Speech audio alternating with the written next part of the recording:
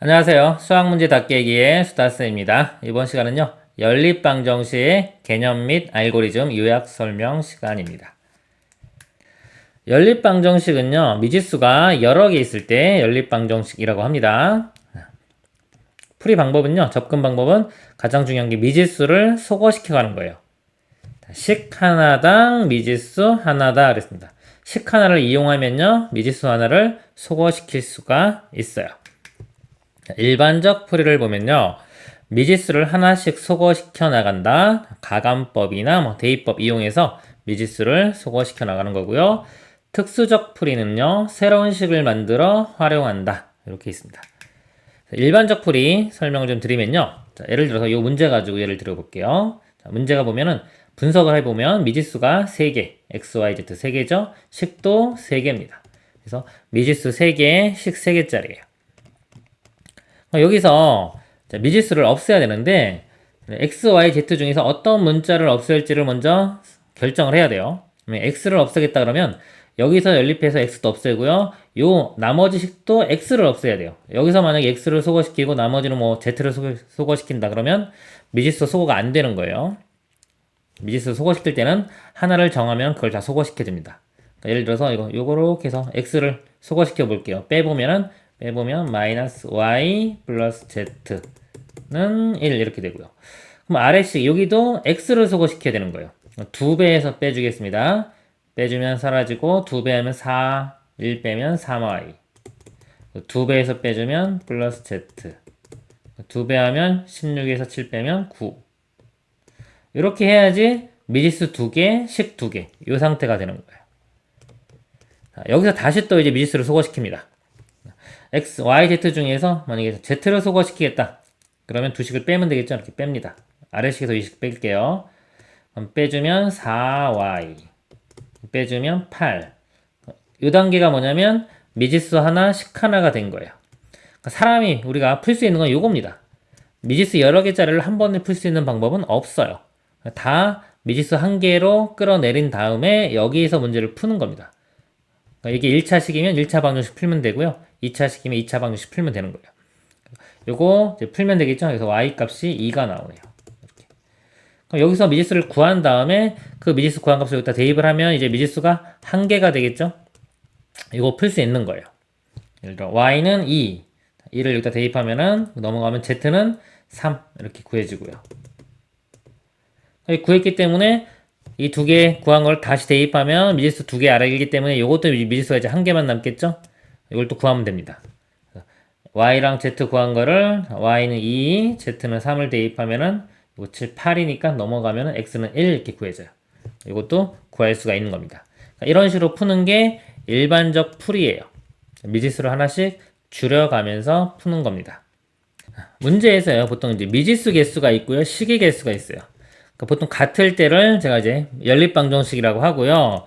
미지수 개수가 있고 식이 있는데 미지수가 더 많아요. 식이 부족해요. 자, 이런 경우는 이제 부정방정식이라고 합니다. 책에 따라서는 연립방정식 안에 부정방정식을 넣기도 해요. 저는 따로 구분합니다. 근데 부정방정식도요, 만약에 식이 2개 이상 있으면요, 이 연립방정식 개념이 들어가요. 만약에 미지수가 3개고요, 식이 2개예요. 이렇게. 자, 이런 식이 있어요. 그럼 식이 2개죠. 그럼 이것보다는 아까 식 하나당 미지수 하나라고 했기 때문에요, 이 식을 하나를 이용을 해요. 미지수를 소거시키면 식이 하나 이렇게 줄어들어요. 줄어들면서 미지수 하나 줄어듭니다. 이렇게.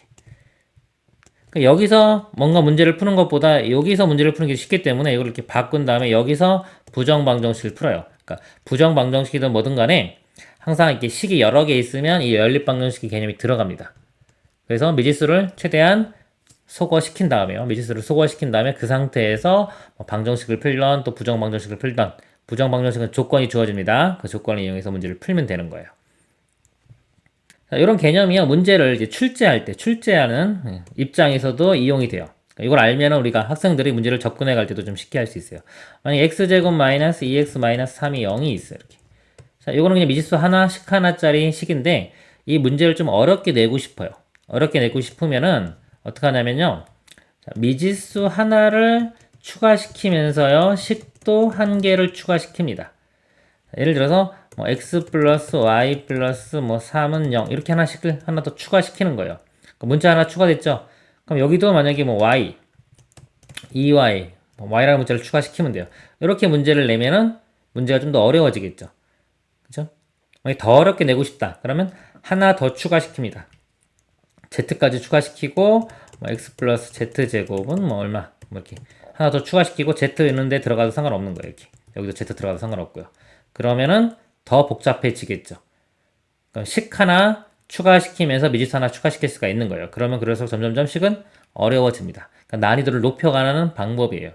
출제하는 사람이 이제 난이도를 높일 때 쓰는 방법입니다. 그러니까 이걸 알고 있으면 학생들이 풀 때도 거꾸로 어차피 식 하나 이용하면 미지수 하나를 줄일 수 있구나라는 개념, 연립방식 개념이 있으면요.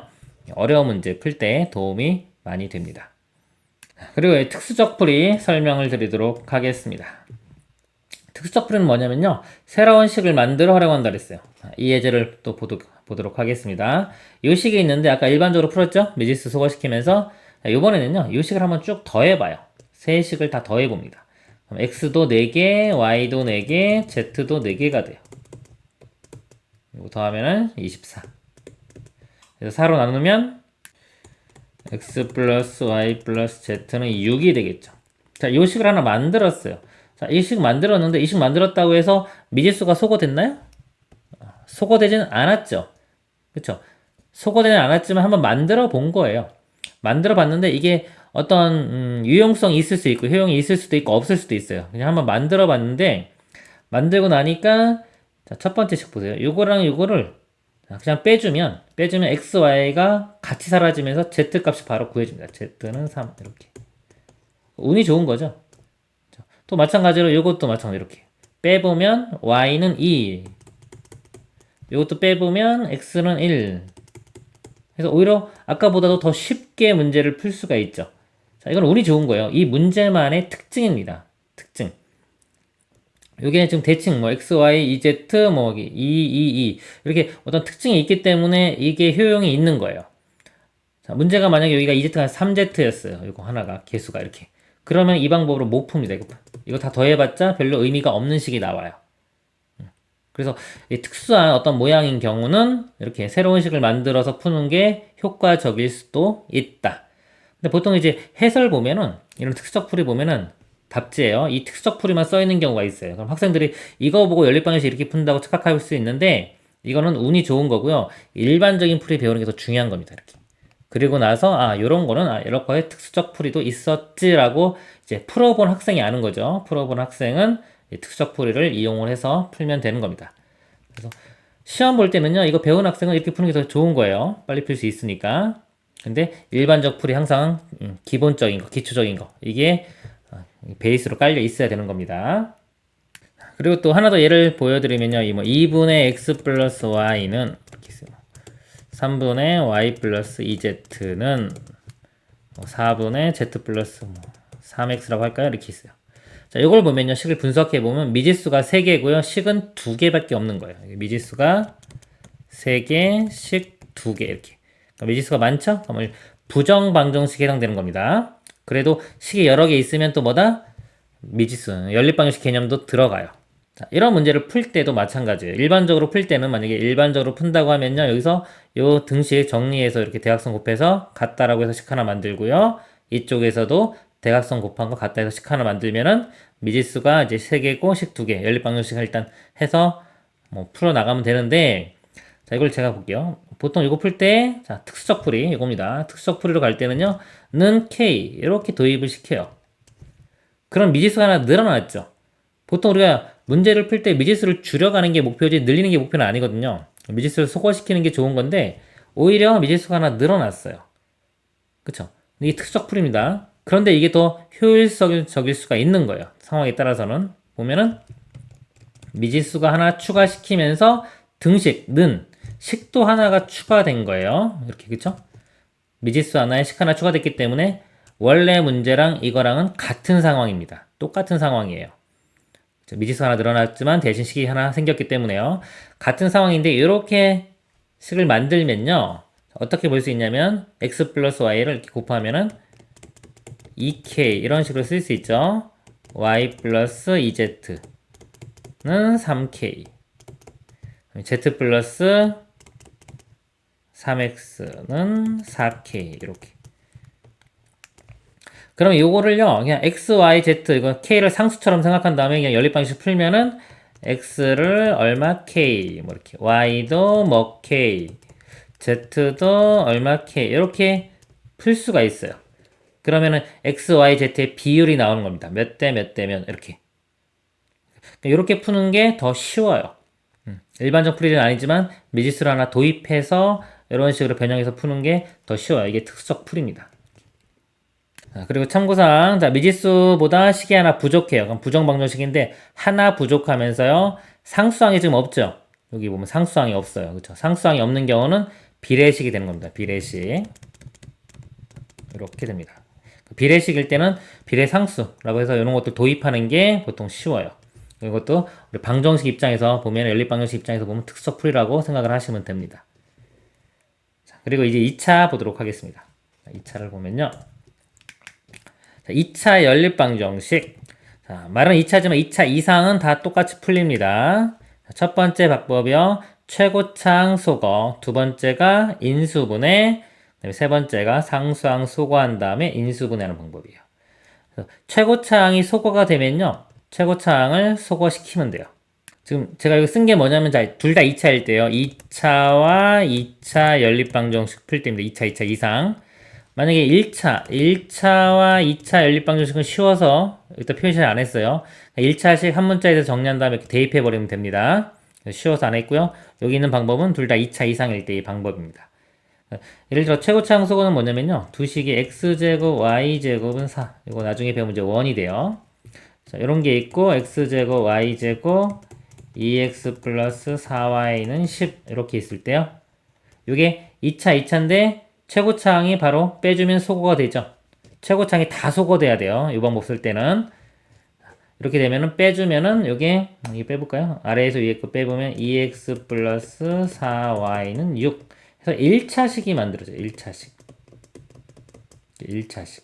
그럼 아까 1차, 2차 이걸처럼 풀면 되는 겁니다. 이 1차식을 둘 중에 한 군데 아무데나 이렇게 대입을 하면은 1차와 2차 연립방정식 푸는 것처럼 해서 쉽게 풀 수가 있어요. 최고차항 소거되면 이걸로 가고요. 자, 이게 안 되면은 인수분해하는 겁니다. 우리 방정식의 기본 풀이가 인수분해죠. 2차 이상은 다 인수분해로 가는 거예요. 그래서 인수분해한다. 두 식이 있어요. 1번, 2번 식이 있는데 둘 중에 하나가 인수분해가 되면요. 인수분해를 이용해서 푸는 겁니다. 요거 예제 하나 보도록 하겠습니다. 요 문제 보면요. 2차, 2차인데요. 이거 보면은 위의 식이 인수분해가 돼요.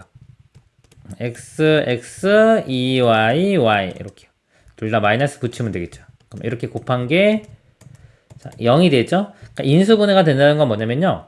1차식 두 개로 나누어서 생각할 수 있다는 거예요. 요건 2차식이지만 1차식 두 개. 예를 들어 x 빼기 2y가 0이니까 첫 번째가요. x는 2y인 경우. 두 번째가 x는 y인 경우. 이렇게 1차식이죠. 이거 두 가지로 나눠서 풀면 됩니다. 요 1번하고 이렇게 연립방정식 하나 풀고요. 해가 나올 거고 2번하고도 이렇게 해서 연립방정식 풀면 됩니다. 1번하고 풀어보면요. x 대신에 2y를 대입을 해요. 대입하면 4y제곱, 4y제곱, 8y제곱. 8로 나누면 y제곱은 5. 그래서 y 값이 뿔마 루트 5가 되고요. 이 구한 거를 둘 중에 한 군데 집어넣으면 되는데 여기 쉽죠? 여기다 집어넣습니다. 그러면 x 값은 2배. 뿔마 2 루트 5. 그래서 해가 두 개가 나오는 거고요. 2번인 경우 x 대신에 y를 집어넣습니다. 대입하면은 y제곱 더하기 4y제곱 5y제곱이 40 5로 나누면 y제곱은 8 y는 뿔마 2루트 2 이렇게 되고요. 이것도 둘 중에 대입하면 되는데 여기가 쉽죠? 여기 대입하면은 x는 뿔마 2루트 2 해서 해가요 이렇게 두 개 여기 두 개에서 총 4개 나오는 거예요. 2차 연립방정식을 풀면요 해가 4개까지 나올 수 있는 4개 또는 4쌍 이렇게 됩니다. 그래서 인수분해가 되는 게 있으면 인수분해를 통해서 차수를 낮추는 거죠. 일단 이 고차로 들어가면요. 고차에 대한 개념은 차수를 낮추는 게 목표예요. 연립방정식은 미지수를 소거시키는 게 목표고요. 다시 돌아가 보겠습니다. 그리고요, 이제 세 번째. 자, 1번, 2번이 다 안 돼요. 그럼 해볼 수 있는 게 상수항을 소거한 다음에 다시 인수분해하는 거예요. 인수분해가 기본인데, 잘 안 돼요. 그럼 상수항을 소거해 보는 겁니다. 이게 뭐냐면, 여기도 아까 특수적 풀이처럼요, 새로운 식을 하나 만들어 보는 거예요. 상수항 소거시켜서. 이게 될 수도 있고 안 될 수도 있어요, 이것도. 근데 보통 해가 우리 유리수 범위에서 나온다면요, 연립방정식의 해가. 그러면은 거의 다 됩니다. 상수항 소거해서 인수분해하는 거. 예를 들어서 이런 문제가 있는데 1번, 2번이 다 안 돼요. 그러면 이 상수항, 요거를 소거합니다. 소거해 보면은 이제 x제곱, y제곱에 대한 어떤 2차식이 나오겠죠? 그럼 그 2차식이 보통 인수분해가 돼요. 그런 다음에 이제 인수분해가 되면 1차식 두 개로 나눠지겠죠? 그 1차식 두 개로 또 연립방식을 푸는 겁니다. 그래서 이 단계로 하면 되고요. 자, 이것도 안 되는 거는 문제가 안 나와요. 2차 연립방식은 이 세 가지 중에 하나로 풀립니다. 자, 이것도 안 되면은 만약에 우리 2차는 뭘로 푸나요? 방정식이 인수분해 또는 근해 공식이 있죠. 이렇게 근해 공식. 근해 공식으로도 풀 수 있어요.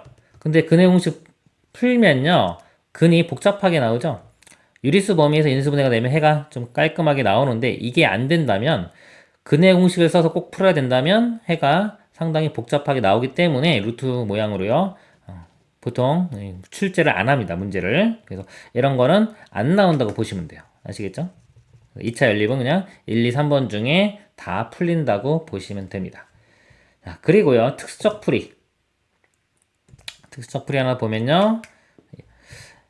x 플러스 y를 u, xy를 v로 치환하는 방법이 있어요. 치환하면은 요 모양 자체가 조금 더 쉬운 모양으로 돼요. 치환이라는 건 뭐냐면은 어려운 문제가 이렇게 한 문제가 있어요. 어려운 문제가 있는데 요거를요 이렇게 단계를 나눈 거죠. 이렇게 두 개로 나눈 거예요. 두 문제를 푼다고 보시면 돼요. 치환할 때마다 한 문제씩 늘어난다. 근데 어려운 문제 한 문제를 쉬운 문제 두 문제로 나누어서 푼다고 생각하면 됩니다. 그래서 치환을 이용해서 푸는 방법이 있습니다. 이상으로 마치도록 하겠습니다.